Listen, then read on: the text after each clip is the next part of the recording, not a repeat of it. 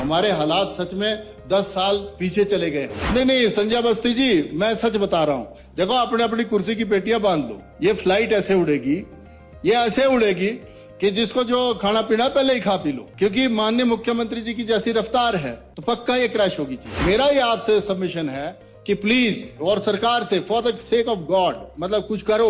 ऐसे खाम खा आप लोगों ने सच्चाई में हमें बर्बाद कर दिया। माननीय मंत्री जी पीडब्ल्यूडी वाले भी यहाँ बैठे हुए हैं। माननीय मंत्री जी गए 30 साल, हमें भी बहुत उम्मीद थी और इनको भी उम्मीद थी। एक डबल लाइन ब्रिज बनाया था, मंत्री जी वहां से गुजर गए पर पट्टिका नहीं लगाई।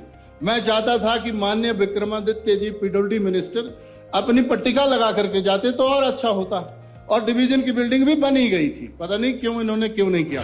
अच्छा, इनसे उद्घाटन क्या करवाया गया? आपसे जो उद्घाटन करवाए गए, जिस लड़ोग रोड को ऊपर बढ़ोत तक करवाया गया, उसको तो मैं उद्घाटन कर चुका था।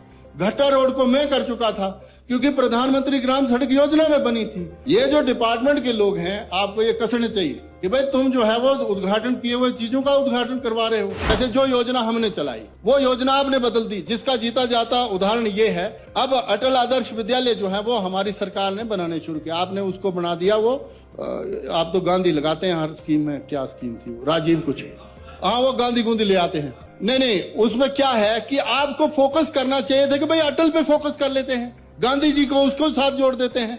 तो बेसिक फंडा तो शिक्षा देना है, बेसिक फंडा तो शिक्षा देना।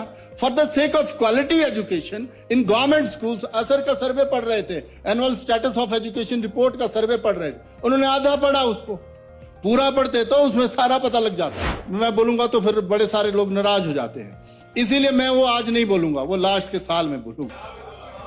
बड़ा दबाव है मेरे ऊपर, संजय अवस्थी जी का दबाव रहता है। ये हमारे कप्तान थे ना, इसीलिए क्रिकेट मैच वो भी हारे, हम कितनी बाइटें फेंकी।